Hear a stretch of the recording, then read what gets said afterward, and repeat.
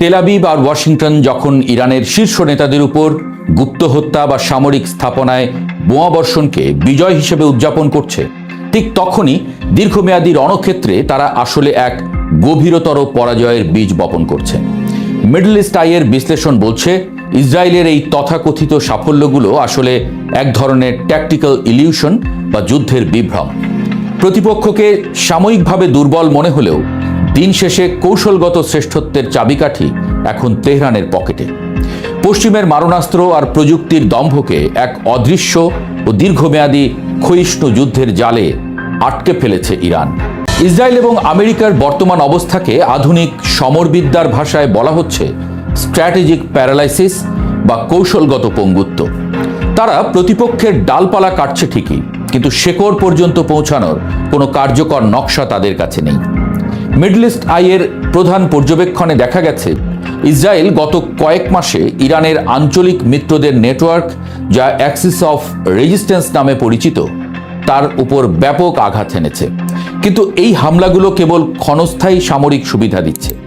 দীর্ঘমেয়াদে ইরান এমন এক নেটওয়ার্ক গড়ে তুলেছে যা কোনো একক ব্যক্তির উপর নির্ভরশীল নয়। উল্টো ইসরায়েল যত বেশি আগ্রাসী হচ্ছে, ইরানের প্রতিরোধ ব্যবস্থা তত বেশি বিকেন্দ্রীভূত ও দুর্ভেদ্য হয়ে উঠছে। ইসরায়েলের কোনো এন্ড গেম বা যুদ্ধের চূড়ান্ত লক্ষ্য নেই। তারা শুধু আঘাত করছে এবং আশা করছে এতেই ইরান নতি স্বীকার করবে। অথচ ইরান খেলছে এক দীর্ঘমেয়াদী মনস্তাত্ত্বিক খেলা, যেখানে শত্রুকে ক্লান্ত করে তোলা এবং তাদের অর্থনীতির রক্তক্ষরণ ঘটানোই আসল উদ্দেশ্য। এই দীর্ঘস্থায়ী দ্বন্দ্বে ইসরায়েল নিজেকে এক অন্তহীন যুদ্ধের চোরাবালিতে আবিষ্কার করছে, যেখান থেকে বের হওয়ার কোনো নিরাপদ পথ তাদের জানা নেই।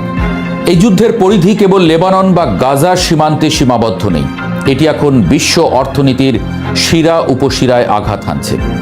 আন্তর্জাতিক মুদ্রা তহবিল সতর্ক করে দিয়েছে যে মধ্যপ্রাচ্যের এই সংঘাত যদি দীর্ঘস্থায়ী হয়, তবে বিশ্বজুড়ে এক ভয়াবহ অর্থনৈতিক মন্দা অনিবার্য। ইরানের বিরুদ্ধে আমেরিকার অবরোধের রাজনীতি এখন বুমেরাং হয়ে ফিরছে। বিশেষ করে হরমুজ প্রণালীকে ঘিরে ইরানের যে নিয়ন্ত্রণ, তা পশ্চিমা বিশ্বের লাইফলাইন কেটে দেওয়ার ক্ষমতা রাখে।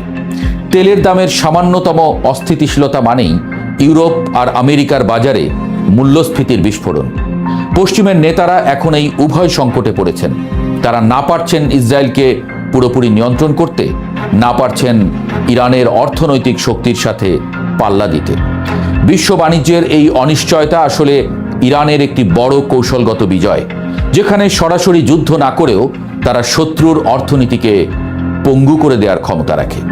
কূটনীতির ময়দানেও আমেরিকার একক আধিপত্যের দিন এখন ফিকে হয়ে আসছে। চীনের কড়া অবস্থান ওয়াশিংটনের গালে এক বড় চপেটাঘাত। বেইজিং ইরানের তেল খাতের উপর মার্কিন নিষেধাজ্ঞাগুলোকে বিপজ্জনক এবং দায়িত্ব জ্ঞানহীন হিসেবে বর্ণনা করেছে। চীন শুধু বিবৃতি দিয়েই ক্ষান্ত নয়, তারা ইরানের সাথে দীর্ঘমেয়াদী কৌশলগত অংশীদারিত্বে আবদ্ধ হচ্ছে। অন্যদিকে আবুধাবির যুবরাজ মোহাম্মদ বিন জায়েদের বেইজিং সফর এবং সেখানে মধ্যপ্রাচ্য নিয়ে চীনের সক্রিয় অংশগ্রহণ প্রমাণ করে যে এই অঞ্চলের দেশগুলো এখন আর অন্ধভাবে ওয়াশিংটনের দিকে তাকিয়ে নেই। বিকল্প শক্তি হিসেবে চীন এবং রাশিয়ার উপস্থিতি ইরানকে এমন এক বর্ম দিয়েছে যা ভেদ করার সক্ষমতা আমেরিকার নিষেধাজ্ঞার নেই। আমেরিকা যখন অবরোধের দেয়াল তুলতে ব্যস্ত, ইরান তখন প্রাচ্যের সাথে নতুন এক বাণিজ্য ও প্রতিরক্ষা বলয় গড়ে তুলছে।